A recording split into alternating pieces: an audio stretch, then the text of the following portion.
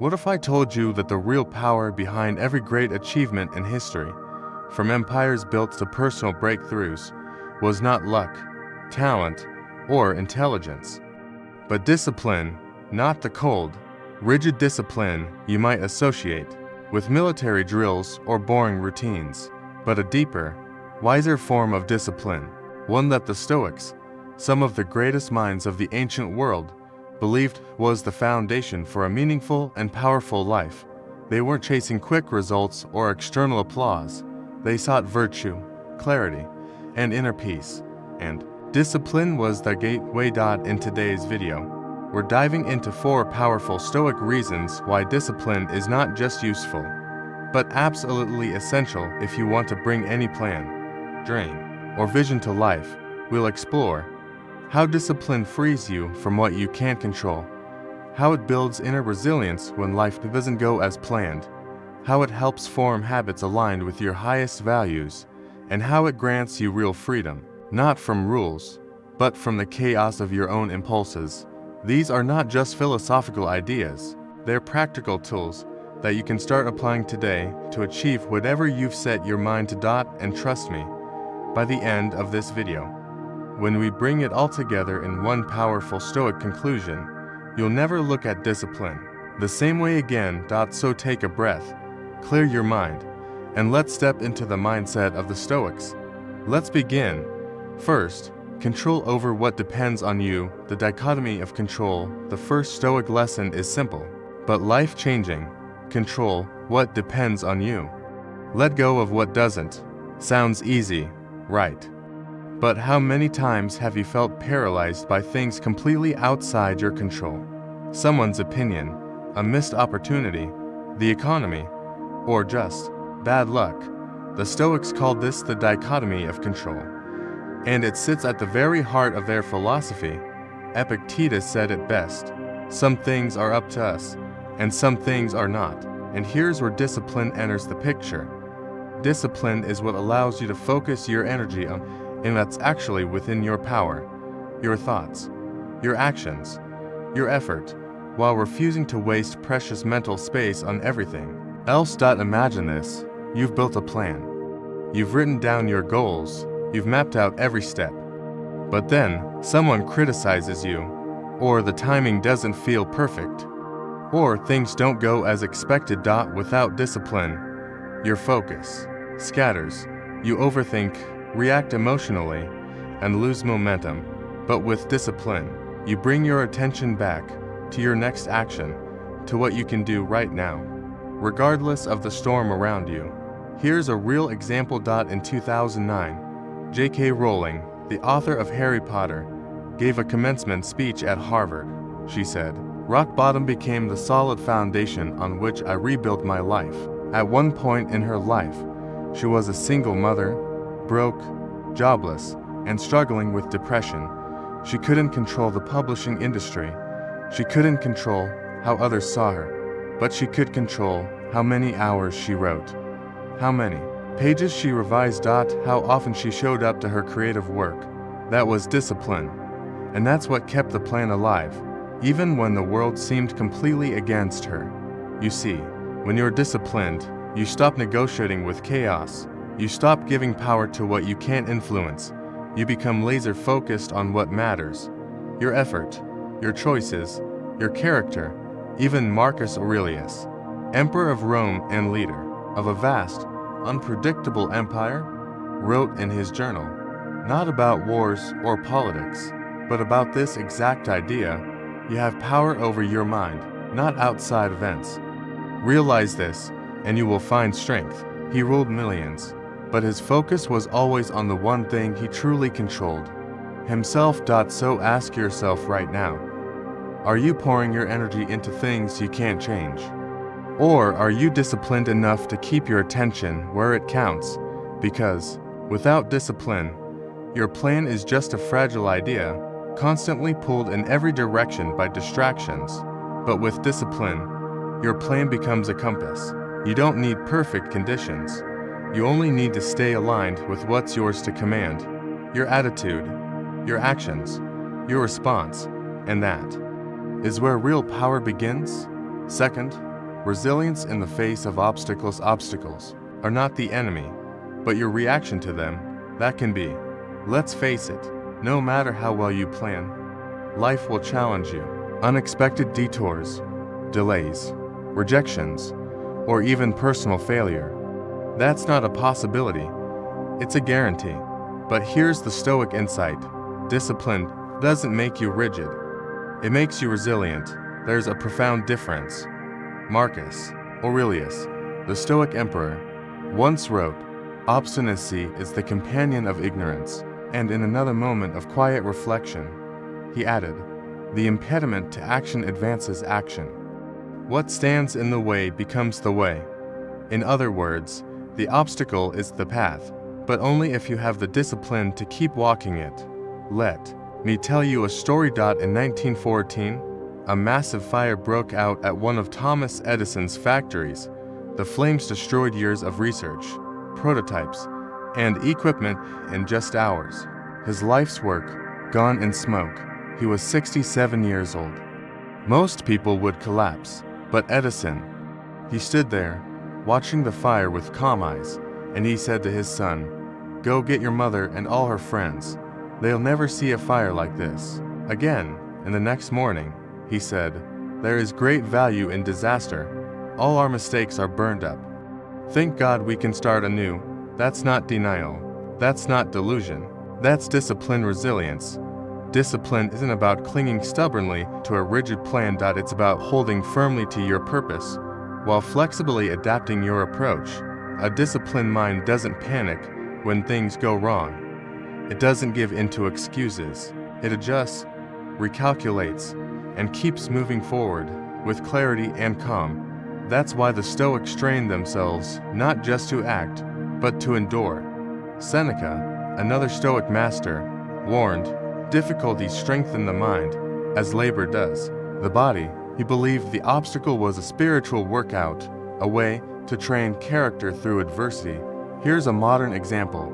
In 1995, Oprah Winfrey launched her own production company, Harpo Studios, but it wasn't easy.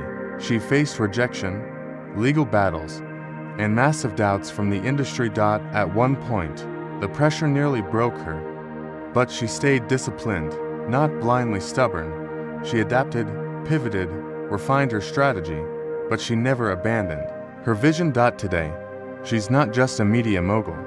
She's a symbol of what it means to rise through adversity, not around it.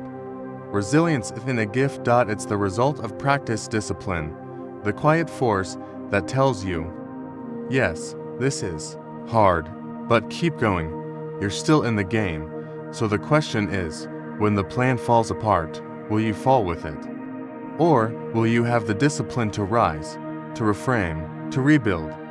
Because in the Stoic mindset, resilience isn't just about surviving the storm. It's about using the storm to forge something stronger within. Third, building virtuous habits. First, say to yourself what you would be. Then, do what you have to do. Epictetus. That one line captures a universal truth most people ignore.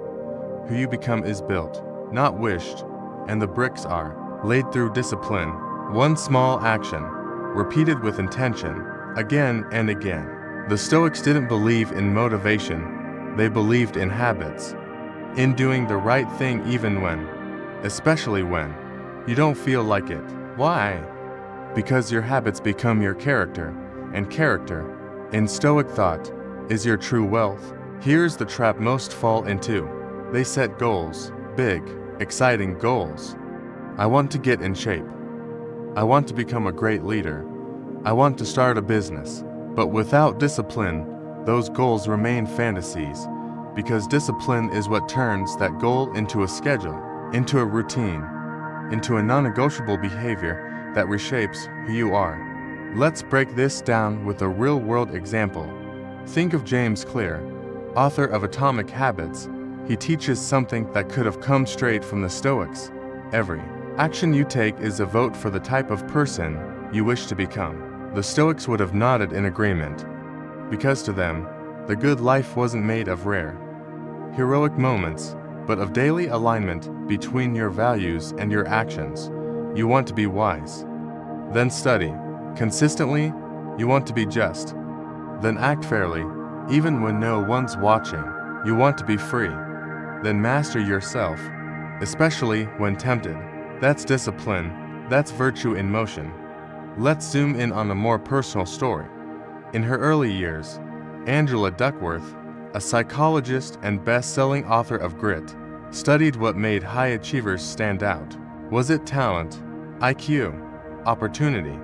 No doubt it was their ability to do hard things consistently over time, even when they didn't feel like it. Whether it was elite athletes, top CEOs, or world-class musicians, the secret wasn't brilliance. It was discipline, expressed as deliberate habits practiced for years. Think about it. You don't wake up confident. You become confident by showing up every day, even when you're scared. You don't become ethical in a crisis. You train ethics through 1,000 small choices. You don't master anything through motivation, but through the discipline to show up after the motivation fades. The Stoics weren't aiming to impress others. They were building a life of harmony between what they believed and what they did, between their highest ideals and their daily behaviors. So, ask yourself, what kind of person do you want to become? And are your daily actions casting votes for or against that future self? Because if your habits aren't aligned with your vision, then your vision will never become real, and the only way to align them is through discipline. Fourth, inner freedom. Seneca once said, "No wind is favorable to the one who doesn't know where he is going." It sounds poetic, but it's also brutally practical, because if you don't have a direction, you'll be pushed around by everything: trends, emotions, opinions, impulses. And that's not freedom, that's slavery. Here's the Stoic paradox.